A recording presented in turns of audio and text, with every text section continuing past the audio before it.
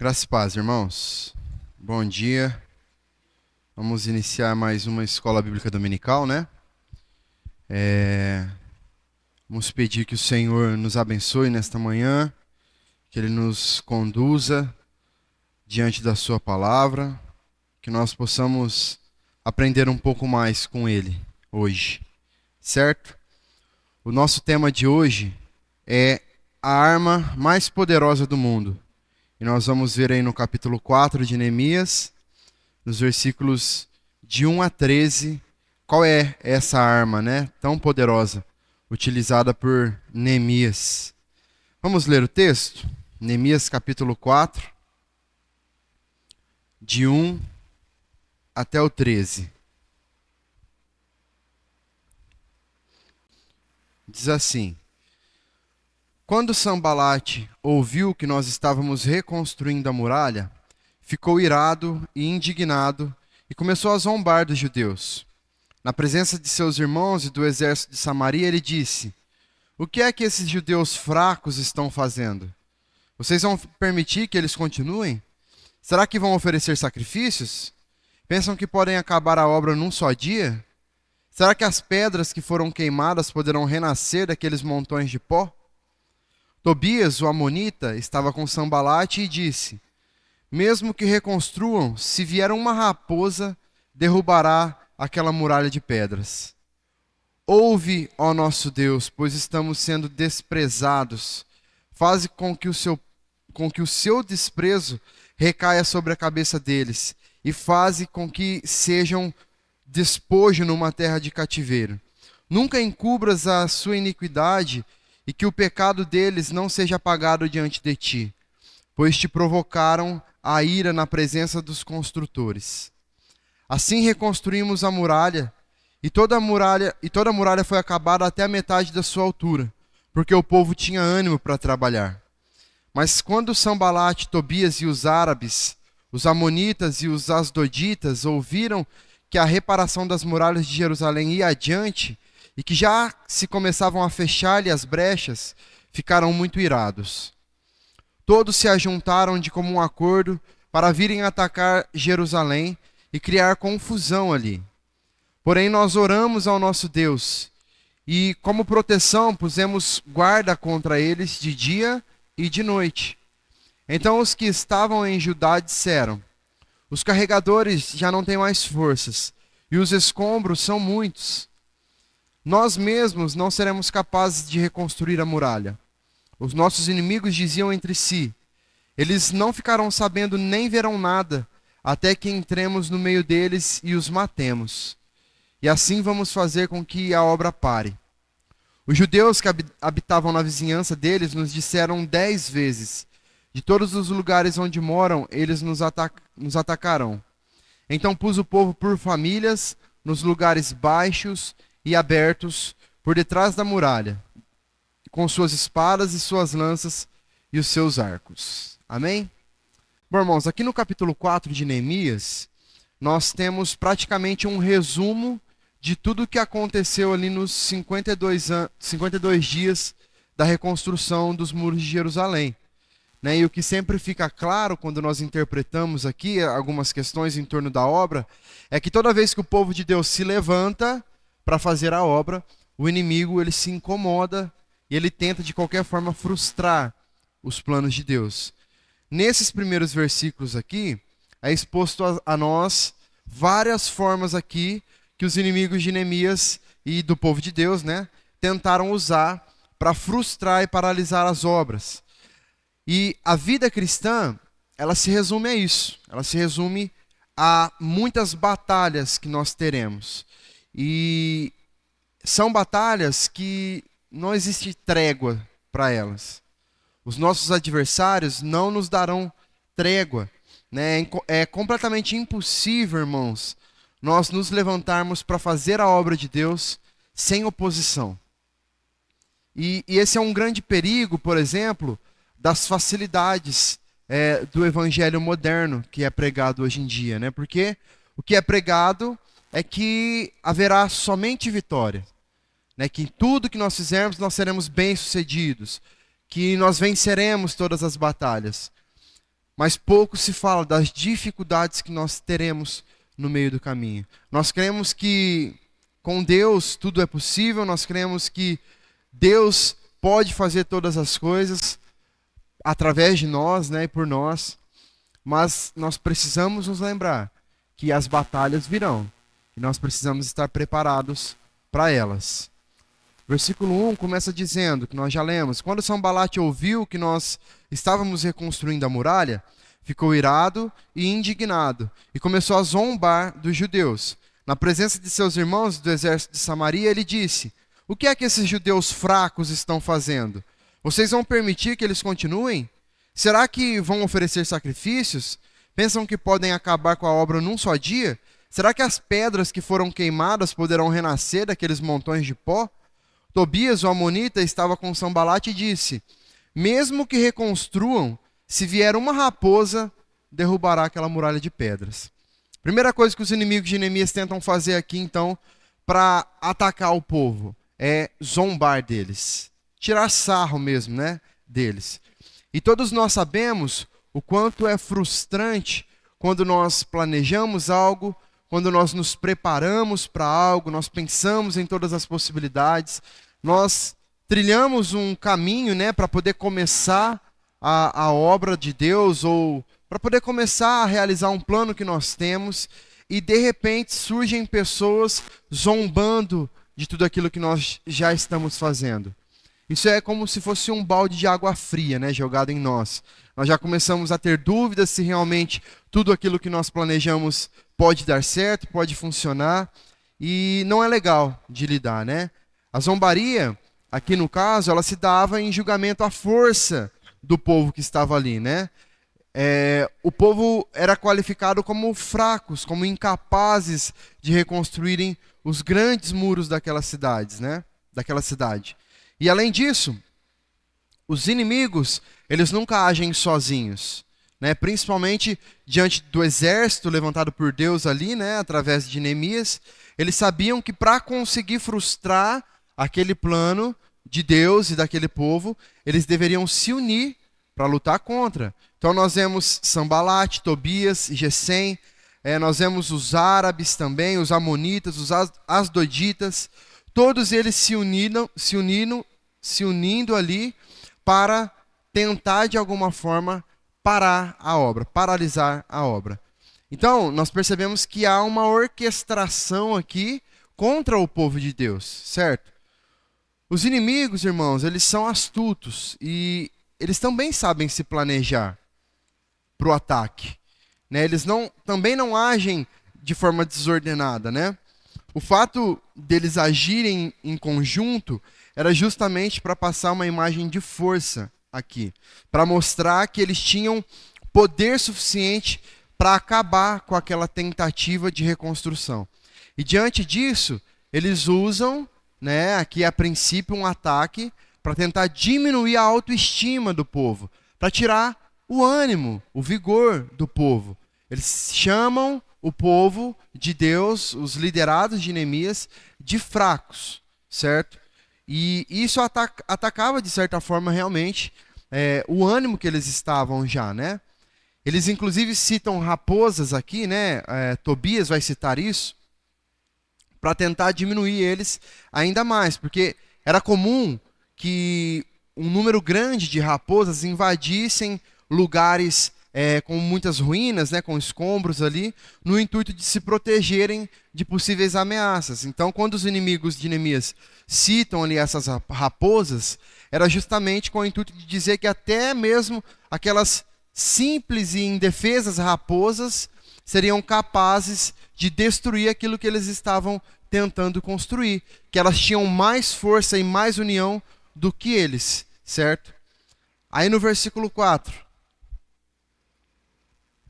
aí diante dessas falas, né, do povo, dos inimigos, né, de Neemias, Neemias entra no versículo 4 já com uma oração: ouve, ó nosso Deus, pois estamos sendo desprezados. Faze com que o seu desprezo recaia sobre a cabeça deles, e faze com que seja um despojo numa terra de cativeiro. Não encubras a sua iniquidade e que o pecado deles não seja apagado diante de ti, pois te provocaram a ira na presença dos construtores. Assim reconstruímos a muralha, e toda a muralha foi acabada até a metade da sua altura, porque o povo tinha ânimo para trabalhar. Geralmente, irmãos, diante de uma grande humilhação, diante de uma zombaria por parte de pessoas contra nós, a nossa resposta imediata talvez seja de responder à altura deles, né? De dar o troco ali com a mesma moeda. É difícil o ser humano que consegue absorver isso, respirar fundo e dar uma resposta, no mínimo educada, né? Nós tentamos já responder, o nosso instinto já é de defesa, de autodefesa, né? Só que, mais uma vez aqui, antes de qualquer resposta, antes de qualquer atitude de Neemias, ele faz o quê? Ele orou. Ele ora ao Senhor. E o pedido de Neemias a Deus em oração é para que o Senhor tome conhecimento daquela situação e o Senhor haja em favor do seu povo. Neemias, ele não está preocupado aqui em atacar o povo, em responder à altura. Ele pede para que o Senhor cuide disso por ele. Neemias, ele nos ensina, irmãos, que a ação mais eficaz, mais prática a se tomar em meio à crise é a oração. Essa é a arma mais poderosa do mundo, que é o nosso tema de hoje. É o que Neemias fez. Mais uma vez, ele ora diante do problema. Ele clama por uma justiça que vem de Deus sobre a vida deles. Claro que isso não significa que ele não deveria agir, né? Mas significa que colocar os problemas e as perseguições diante do Senhor antes de tomar qualquer decisão é a coisa certa a se fazer. A oração, irmãos, ela nos dá a capacidade de olhar para os problemas sob a perspectiva de Deus. Quando nós oramos com sinceridade, a nossa raiva, o ressentimento que nós sentimos, ele desaparece. E então nós passamos a entender a vontade de Deus em nossas vidas. Entenda que a oração não serve para mudar Deus. A oração serve para nos mudar diante do Senhor. Porque é quando nós colocamos diante de Deus os nossos problemas e assumimos diante de Deus a nossa incapacidade de resolver os problemas. E então Deus age em nosso favor, nos mudando, nos transformando, nos moldando segundo o seu caráter. E com base nessa oração, Neemias ele entendia que a sua maior preocupação não deveria ser discutir ou debater ali, ou até mesmo lutar literalmente contra seus inimigos. O que Neemias entendia era que o seu maior desafio ali seria o de não permitir que aquelas palavras desanimassem o povo. Neemias sabia que sozinho ele não podia fazer nada. Se ele tivesse um povo animado, engajado na obra, as palavras inimigas não seriam um problema, né? Não mudaria nada ali para ele. E foi justamente isso que aconteceu. Após essa oração de Neemias, o texto diz que eles reconstruíram a muralha até a metade ali da sua altura, porque o povo tinha ânimo para trabalhar.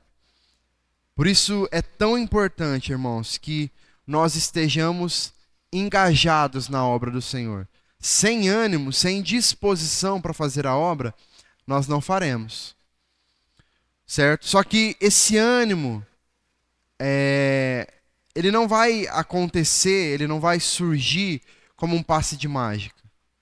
Nós precisamos ir em direção ao problema, colocarmos diante do Senhor a situação e irmos trabalhar, irmos em direção, porque no meio do caminho Deus nos dará o ânimo necessário. Neemias, irmãos, ele nos traz uma lição muito importante sobre liderança aqui, porque ele nos faz entender que um bom líder sabe o que realmente importa. Um bom líder não se preocupa com coisas pequenas. Ele está preocupado com fazer com que as pessoas à sua volta não se deixem levar por aquilo que as pessoas estão dizendo ou falando ao seu redor. Ele não está preocupado com o que os outros podem fazer. Ele está preocupado, na verdade, em manter aqueles que estão ao seu lado animados, com foco, inabaláveis diante do problema. Às vezes um líder está muito mais preocupado com o que vem de fora do que com aquilo que está dentro. Isso é um grande problema, porque nós acabamos não fortalecendo aqueles que estão ao nosso redor. E se nós nos preocuparmos em fortalecer quem está aqui dentro, o que vem de fora não vai nos atingir. Por exemplo, é como nós pensarmos em um trabalho evangelístico. Às vezes nós vemos igrejas muito preocupadas em fazer ações lá fora, em trabalhar lá fora para trazer pessoas para dentro, do que se preocupar com fortalecer o que estão dentro. Porque pense, se os que estiverem aqui dentro estiverem sendo fortalecidos pela palavra, o evangelismo já está feito. Porque os que saírem daqui dentro lá para fora farão evangelismo, naturalmente. Se nós estivermos preparados, cheios do poder de Deus, cheios da palavra, com conhecimento, nós levaremos a palavra do Senhor lá no nosso trabalho, lá no meio da nossa família, na nossa escola, na faculdade. E o evangelismo será uma consequência. Por isso que é tão importante aqueles que estão dentro estarem sempre sendo bem alimentados com a palavra e com o poder de Deus, para que quando nós saiamos lá fora, as pessoas vejam o Senhor em nós. Então Neemias sabia que nem sempre ele poderia acabar com os problemas, porque não dependia exclusivamente dele isso. Mas ele sabia que ele poderia preparar o povo para enfrentar esses problemas que viriam. Nós não podemos evitar os problemas, irmãos, mas nós podemos e devemos nos preparar para encarar cada um deles. Eu costumo dizer que a vida não é um morango, né? Muito pelo contrário. Há mais para um limão azedo, né? Só que nós precisamos estar preparados para pegar esses limões e fazer uma limonada, né? E assim nós possamos desfrutar também. Amém? Versículo 7. Mas quando Sambalate, Tobias, os árabes, os amonitas e os asdoditas ouviram que a reparação das muralhas de Jerusalém ia adiante e que já se começavam a fechar-lhes as brechas, ficaram muito irados. Todos se ajuntaram de comum acordo para virem atacar Jerusalém e criar confusão ali. Porém, nós oramos ao nosso Deus e como proteção pusemos guarda contra eles de dia e de noite. Quanto mais longe a obra de Deus chega, quanto mais adiante a obra vai, mais os inimigos se levantarão com armas violentas para tentar paralisar essa obra. O texto diz que eles tentaram criar confusão. A confusão, ela é tão perigosa quanto a violência do inimigo. O inimigo, ele tenta se infiltrar para trazer intimidação, para desestabilizar o povo e trazer confusão. O objetivo do inimigo é de paralisar a obra do Senhor, irmãos. E a confusão ali, ela pode ser entendida como uma distração, né, que aparecia para tentar desviar o foco do povo. E como é fácil fazer com que nós percamos o foco? É muito fácil. Porque o medo pode tirar o nosso foco. A nossa própria vontade pode tirar o nosso foco. Os nossos problemas pessoais podem tirar o nosso foco. A enfermidade pode tirar o nosso foco. Muita coisa tira o nosso foco da obra de Deus. Então o inimigo sabe disso. E sabendo disso, ele vai usar de todas as armas que ele tem para tirar o nosso foco. Novamente, o texto diz aqui que os inimigos de Neemias se uniram para atacar Jerusalém. A ideia deles aqui o que era? Era pegar Neemias e o povo de Deus de surpresa. Os inimigos da obra do Senhor, os nossos inimigos, eles não brincam em serviço, irmãos. O diabo não brinca de ser diabo. Às vezes nós brincamos de ser crentes, mas o diabo não brinca de ser diabo.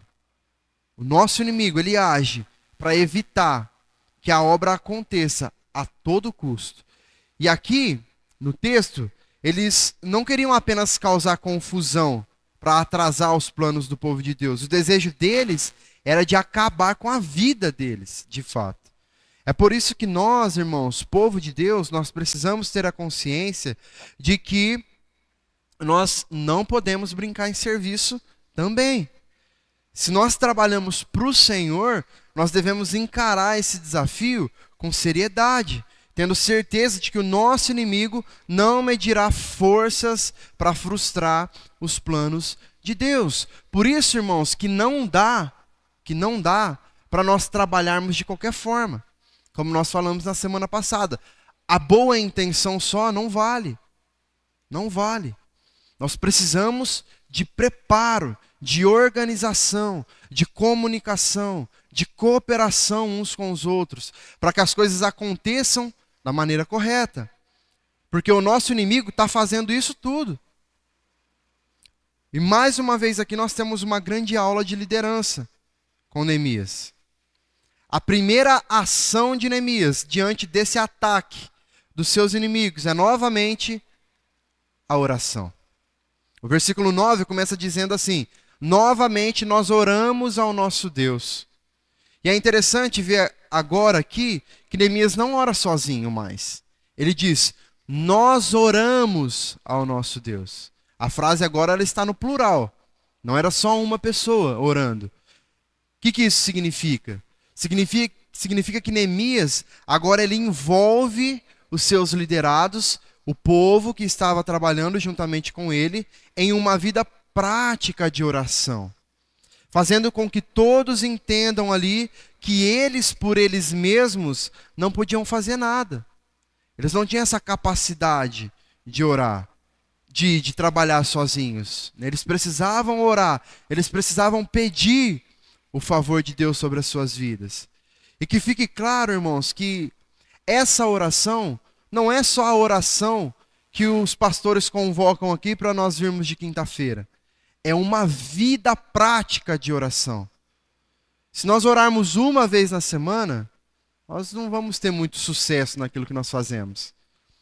Se a nossa vida cristã se resumir aos cultos na igreja e às programações da igreja, nós não somos crentes. Eu lamento dizer. Porque a vida cristã, irmãos, ela se faz na individualidade do nosso dia a dia. A reunião do povo de Deus, a comunhão do povo de Deus, ela é de extrema importância para as nossas vidas, para que a chama se mantenha acesa, para que nós possamos ter uma vida de comunhão com os nossos irmãos, nos fortalecer na fé, né? Nós fomos chamados para isso, nós devemos fazer isso. Um crente verdadeiro, ele vem à igreja, ele tem uma vida prática de corpo aqui, porque a sua vida em casa faz com que ele sinta desejo de estar aqui. Mas se nós estamos vindo só para marcar ponto, ou para mostrar que estamos fazendo, ou simplesmente para os pastores não pegar no nosso pé, nossa vida cristã é uma vida muito rasa. É uma vida de oração. Uma vida. Nos lembramos novamente que Neemias se preparou 4 meses para sair e começar a trabalhar. Além disso tudo, irmãos, Neemias leva o povo também a agir de forma prática, colocando guardas para vigiar ali de dia e de noite. E é interessante nós vermos como que esse conceito de orar e vigiar é algo que precisa nos acompanhar a vida do crente, né? O próprio Jesus vai dizer isso lá em Lucas 21:36. Ele diz assim: portanto, vigiem o tempo todo, orando para que vocês possam escapar de todas essas coisas que têm de acontecer e para que possam estar de pé na presença do Filho do Homem. Fé e razão devem sempre caminhar juntas, irmãos. Sempre.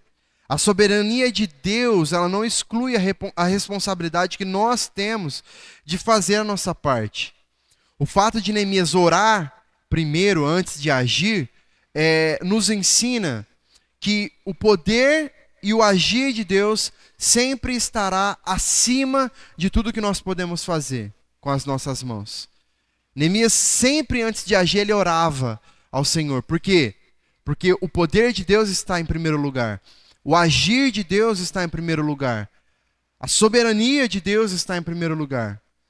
Mas, depois de orar, ele sempre busca em Deus meios de como agir também. Ele não fica parado após as suas orações. Ele age. Então ele ora. Ele clama, leva o povo a clamar, pedindo que o Senhor os guarde, cuide deles, haja em favor deles. Mas, em seguida, ele coloca guardas para vigiar. Ele ora, mas ele age também. Versículo 10. Então os que estavam em Judá disseram: os carregadores já não têm mais forças e os escombros são muitos. Nós mesmos não seremos capazes de reconstruir a muralha.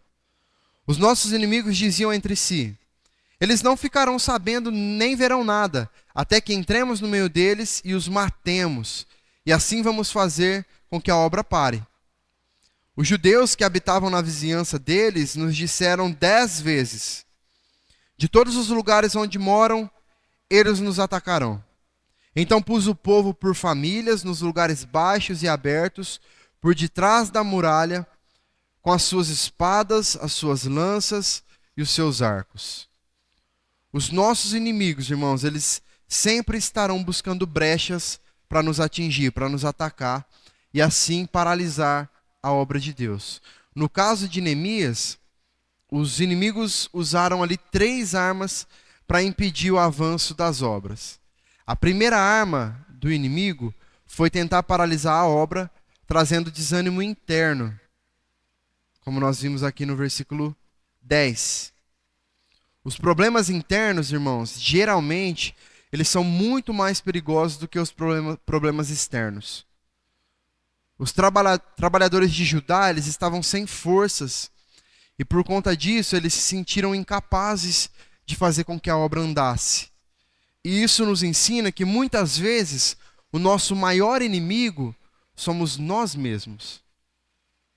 Nós mesmos. Porque quando nós estamos desanimados, nós olhamos sempre para as circunstâncias, em vez de olharmos para o Senhor. Se houver problema interno, nem precisa de problema externo para paralisar a obra. Porque se o problema interno já existe, irmãos, já não há ânimo, já não há força, já não há organização, já não há nada que dê jeito. Por isso, eles tentavam lançar ali algumas pequenas situações para que problemas internos começassem a surgir. A segunda arma do inimigo foi tentar paralisar a obra espalhando boatos, como nós vimos no versículo 12. As pessoas que moravam fora de Jerusalém, próximos ali aos inimigos, eles traziam alguns comentários que eram comentários assustadores, para o meio do povo, e essas notícias elas se espalhavam como se fossem verdadeiras. Eles estavam do lado de fora ali, e eles chegavam espalhando que eles estavam cercados e que eles seriam atacados de todos os lados. O texto diz que 10 vezes eles fizeram isso. Boatos, irmãos, eles servem para destruir o espírito de coragem e de cooperação entre os irmãos. Onde há disseminação de boatos, os obreiros do Senhor, eles ficam alarmados e a obra ela para também. Por mais que sejam só boatos, essas falas, elas tendem sempre a superdimensionar os problemas, a aumentar os problemas. E isso faz com que os problemas se pareçam maiores do que eles realmente são. Então, o povo, ele estava aguardando ali, estava aguardando, cuidando dos muros, vigiando para que ninguém os atacasse. Só que eles não estavam guardando seus ouvidos em relação àquilo que eles estavam ouvindo.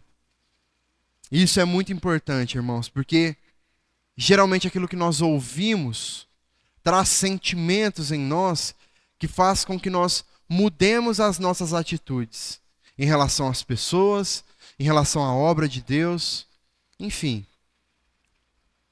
E a terceira arma que o inimigo usou aqui nesse caso, foi tentar paralisar a obra, destruindo de fato o povo de Deus, como diz no versículo 11.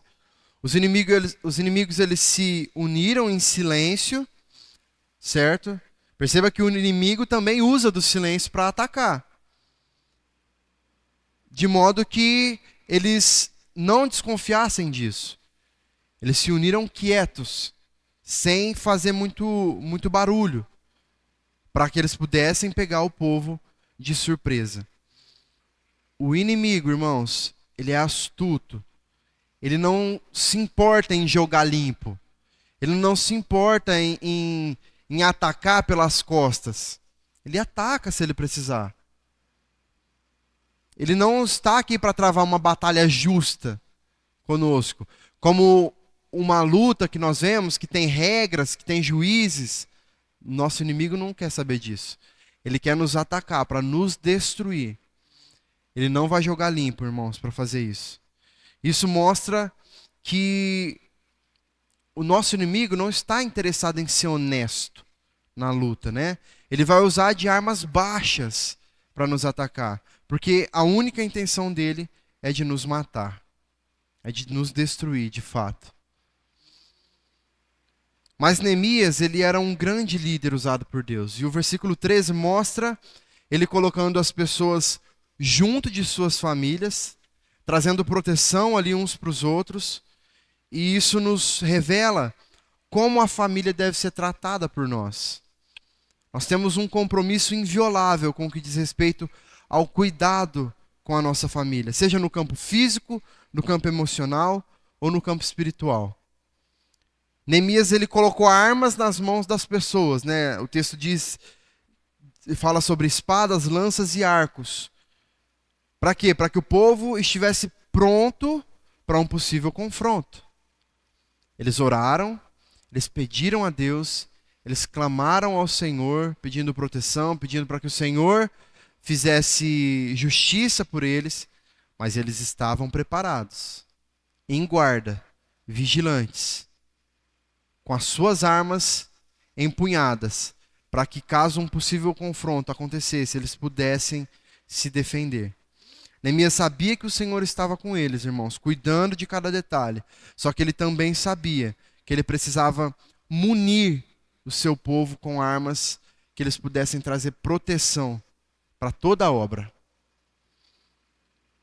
Trazendo para a nossa realidade, o povo de Deus precisa estar armado para lutar contra o inimigo. Nesse caso, não especificamente com armas de verdade, né, como foi no caso aqui, mas qual é a nossa maior arma que nós acabamos de ver? O povo precisa ser um povo que ora. O povo precisa ser um povo que conhece a palavra de Deus. Nós temos a Bíblia como a espada, não é? Como uma espada, a representação de uma arma. Não é à toa. Não é um livro simplesmente. É uma arma de guerra, de batalha, de luta. Uma espada. Que se for bem manuseada, ela com certeza nos trará a vitória, irmãos. Com toda certeza. O povo de Deus, um povo que conhece a palavra do Senhor, é um povo armado e preparado para a guerra, para a batalha. Amém? Vamos para as nossas aplicações. A primeira aplicação é que o inimigo, ele é astuto e organizado. Por isso nós precisamos nos preparar para enfrentar o inimigo. Como nós já falamos, o inimigo, ele não brinca em serviço, né? Ele não desperdiça tempo, ele não desperdiça oportunidades, ele vai fazer de tudo para nos atacar e para frustrar os planos de Deus. Então não pense que Satanás ele vai economizar as suas armas ou as suas estratégias, que ele vai ser bonzinho, que ele vai nos dar chance de reagir, porque ele não vai fazer isso. O poder do diabo é limitado, irmãos, por Deus. Mas dentro daquilo que ele pode, ele vai fazer tudo o que tiver ao alcance dele. Tudo que ele puder fazer para nos destruir, ele vai fazer. Os inimigos de Neemias, como nós vimos, eles estavam unidos, né? Eles tinham estratégia, assim como o povo de Deus. Então, é preciso haver organização. Eles sabiam o que eles queriam. Eles sabiam como eles tinham que agir para conseguir o que eles queriam. Se o nosso inimigo tem preparo, tem organização para agir, age em união, o que nos faz pensar que nós podemos viver as nossas vidas de qualquer maneira, esperando que Deus lute as nossas batalhas e nos dê a vitória, sem sequer nós nos esforçarmos para isso? Não vai acontecer, irmãos. Nós sentarmos e ficarmos esperando acontecer, não vai acontecer. O povo de Deus precisa deixar de ser um povo preguiçoso, que espera que Deus faça por ele, sem que ele faça nada. O tempo todo nós vimos aqui Neemias declarando a grandeza e a soberania de Deus sobre os problemas, sobre os desafios que ele tinha. Ele sempre faz questão de dizer que é o Senhor quem trará a vitória para eles. Só que no instante seguinte, ele também fala que eles precisam e que eles vão se preparar para o trabalho. É sempre uma coisa seguida da outra. Então nós precisamos entender, irmãos, que nós não estamos em um jogo ou em uma brincadeira. Nós não estamos aqui para nos divertirmos com a vida. A vida lá fora é assustadora. Os desafios, as lutas, as perseguições, por vezes elas parecerão ser muito maiores do que nós podemos suportar. Por isso é primordial que nós nos preparemos para encarar os desafios que vão surgir. E de que forma que nós fazemos isso? Como nós nos preparamos? O preparo inicial que nós precisamos ter é o preparo espiritual, como Neemias está sempre fazendo. Ele sempre, antes de agir, ele busca em Deus. Ele se prepara espiritualmente, antes de mais nada. Porque sem esse preparo espiritual, irmãos, o restante estará comprometido. Porque nós estaremos agindo por nós mesmos e não por aquilo que Deus quer que nós façamos. Então,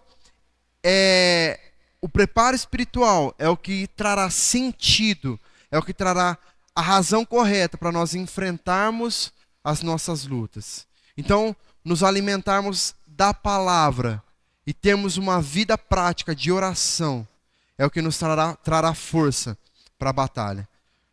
Mas além disso, precisa também de um preparo técnico. É importante isso. É preciso conhecer o terreno que nós estamos pisando. É preciso saber manusear a palavra, as armas que nós temos em nossas mãos, para lidar com algumas determinadas situações. E quando nós não formos capazes de fazer isso, nós devemos procurar ajuda também. Neemias sabia que era impossível realizar toda aquela obra ali sozinho. Por isso, ele se cercou das pessoas certas. Ele trouxe ao seu lado um povo que estava engajado na mesma obra que ele. Então, não permita, irmãos, que o seu inimigo seja mais preparado do que você. Busque a direção de Deus. Busque a sabedoria que vem dele. Se prepare espiritualmente, emocionalmente, tecnicamente. E além disso, busque se cercar de pessoas que estejam verdadeiramente engajadas no mesmo objetivo que você. É preciso preparo, irmãos, para tudo que nós vamos fazer. Lá no nosso trabalho, nós não podemos chegar fazendo as coisas sem saber o que nós estamos fazendo. Existem processos que precisam ser realizados, existem maneiras corretas de fazer as coisas. Nós não podemos chegar fazendo as coisas de qualquer forma. É preciso um preparo técnico para fazer. A obra de Deus também. A obra de Deus também. Quando nós vamos exercer aqui os nossos ministérios, os nossos cargos, nós precisamos saber o que nós estamos fazendo. Nós não podemos chegar fazendo simplesmente. Nós precisamos nos capacitar, buscar preparo. Obviamente que baseados naquilo que Deus já nos capacitou para fazer. Na nossa entrega, na nossa busca ao Senhor, que acontece antes desse preparo técnico, né? A segunda aplicação é que ambientes de confusão são propícios para que o inimigo se estabeleça. Os inimigos de Neemias, eles estavam querendo levar confusão para o meio do povo. O caos já estava instaurado em Jerusalém, certo? Os muros estavam destruídos, os portões estavam queimados, as pessoas viviam ali sob total miséria, né, desolação, insegurança, enfim. E diante desse cenário, quem reinava eram os inimigos de Jerusalém. No meio dos escombros, no meio das ruínas, os inimigos é quem tinham vantagem. Eles é quem coordenavam a situação ali. Por isso que eles se incomodavam tanto quando as coisas começaram a acontecer. Então, eles se sentiam poderosos, né? Visto que aquela cidade estava há 120 anos vivendo debaixo das ruínas dos muros. Isso nos ensina, irmãos, que quanto maior é o caos e a desorganização, mais poder o nosso inimigo tem. Porque as coisas ficam escondidas aos nossos olhos, nós não conseguimos ver, nós não conseguimos entender os processos. Como que nós podemos levar vantagem em uma batalha onde nem nós conhecemos e dominamos o terreno no qual nós estamos pisando? Lembra que Neemias, quando chega em Jerusalém, ele faz uma análise toda do território em que ele ia pisar, em que ele ia trabalhar. Ele precisava conhecer. Por exemplo, em uma empresa onde falta liderança, onde falta comunicação, os funcionários ali, eles podem se sentir desorientados, desmotivados, né? Se a liderança ela não estabelece uma direção, prioridades claras, isso pode trazer confusão. Isso pode trazer falta de foco nas atividades. E nesse ambiente de trabalho tumultuado, uma pessoa mal intencionada, por exemplo, ela pode se aproveitar disso. É o que os inimigos de Jerusalém estavam fazendo. Uma pessoa mal intencionada, ela pode criar divisões entre a equipe, explorar brechas ali simplesmente para obter benefícios pessoais.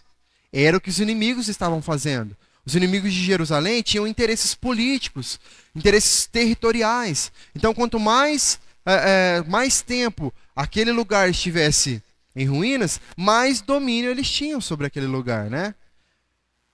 E assim, na presença desse ambiente de confusão, os objetivos de uma equipe podem ser comprometidos, né? Pessoas desonestas podem se estabelecer como figuras influentes. Isso pode prejudicar a eficiência do trabalho. Daí a importância de que processos sejam bem estabelecidos, planejamentos sejam feitos, sejam traçados, para que o ambiente em que nós estivermos se tornem ambientes frutíferos, ambientes prósperos. Neemias, ele levou um planejamento pré-estabelecido para aquele povo, planejamento esse que trouxe ordem para que o que estava desordenado acontecesse, que trouxe organização para aquilo que estava desorganizado acontecesse também de forma organizada, e que trouxe vida para aquilo que já estava morto. O planejamento de Neemias restaurou aquele lugar. Sem planejamento, Neemias não teria conseguido o que ele conseguiu com o povo. Não existe a menor possibilidade de sucesso em ambientes confusos e desorganizados, irmãos. Seja em qualquer área das nossas vidas, seja no nosso trabalho, seja na nossa igreja, seja no nosso ambiente familiar. Se não houver organização, se não houver um ambiente que não seja um ambiente confuso, sejam ambientes claros, limpos, dificilmente nós teremos possibilidade de ter sucesso. E por último, a última aplicação é que a oração é a arma mais poderosa que nós temos para vencer os nossos inimigos. Nós vimos que para cada resposta de Neemias, ele tinha uma oração que antecedia essa resposta. Por mais que ele tivesse se preparado, por mais que ele tivesse passado 4 meses na presença do Senhor, se lamentando pela situação de Jerusalém ali, conformando as suas vontades às vontades de Deus, e por mais preparado tecnicamente que ele pudesse se sentir e de fato estar, Neemias sempre se colocava diante de Deus em oração, pedindo que o Senhor conduzisse a sua vida, pedindo que o Senhor fizesse as coisas acontecerem da melhor maneira possível. E isso é uma grande prova de humildade por parte de Neemias, irmãos. Neemias, ele não fazia questão de se provar maior que os seus inimigos. Ele não tinha o menor interesse nisso. E muito menos fazia questão de provar aos seus liderados que ele era bom o suficiente, que ele era capaz o suficiente para lidar com aqueles problemas. Neemias não tinha medo de se parecer fraco diante das pessoas, nem dos inimigos, nem dos seus liderados. A preocupação de Neemias era de ser totalmente dependente de Deus, porque ele sabia que se ele fosse dependente de Deus em todos os aspectos, não teria como ele perder. Essa era a maior estratégia de Neemias, não depender de si mesmo, não depender da força do seu próprio braço, não depender da sua própria inteligência, não depender da sua capacidade de convencimento para com as pessoas.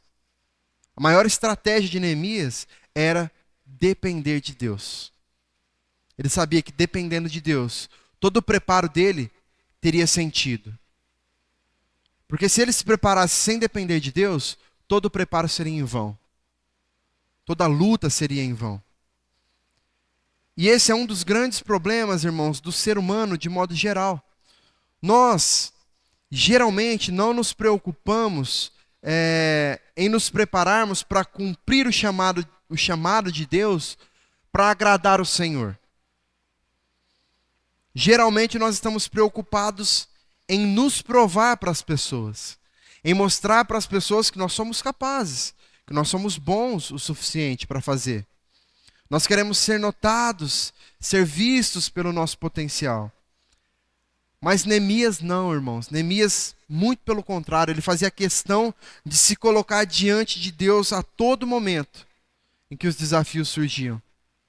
Ele não fazia cerimônia, tinha desafio, ele orava ao Senhor. Deus, eu não posso, mas o Senhor pode. Ele fazia questão de mostrar para todos à sua volta, inclusive para os inimigos, que a sua dependência era de Deus e não da sua própria força. É o que ele faz aqui lá no final do capítulo 2, quando ele diz que é o Senhor quem fará com que ele vença. É o Senhor quem fará com que nós vençamos, ele vai falar lá no capítulo 2, né? Então, uma vida de oração, irmãos, é uma vida de humildade. Quando nós oramos ao Senhor, nós reconhecemos a nossa limitação. Nós reconhecemos que as nossas forças são insuficientes. Nós não conseguimos vencer pelas nossas forças. E as orações de Neemias não eram orações com palavras de ordem, com exigências, não. Eram pedidos sinceros, pedidos humildes, para que o Senhor fizesse a sua vontade e trouxesse a vitória para o seu povo. Nós temos, irmãos, para além de Neemias, o maior exemplo de vida de oração que nós poderíamos ter, que é Jesus. Veja que, mesmo sendo Deus, mesmo conhecendo o coração do Pai como ninguém conhecia, mesmo entendendo cada um dos processos para a solução dos problemas, Jesus orava ao Pai. Por quê? Porque enquanto homem, ele se humilhava diante de Deus e se colocava diante do Pai como um servo bom e fiel. Jesus era poderoso, ele realizava milagres, fazia sinais e grandes maravilhas, Só que quando ele orava, ele dizia que seja feita a sua vontade, assim na terra como no céu. Por isso que uma vida de oração é uma vida de humildade, irmãos. Veja Jesus, sendo capaz de fazer tudo que nós sabemos que ele era capaz de fazer, ele se coloca diante do Pai em oração, dizendo: seja feita a tua vontade, assim na terra como no céu. Ele ora: Senhor, se possível for, afaste de mim esse cálice, mas que seja feita a tua vontade e não a minha. E foi se entregando como servo, sofrendo como um cordeiro levado ao matadouro, que Jesus venceu a maior de todas as batalhas. Ele venceu a morte para nos dar vida. E ele venceu o pecado para nos dar salvação. Jesus é o nosso maior exemplo, irmãos, de liderança, de vida de oração, de comprometimento com a palavra de Deus. Amém?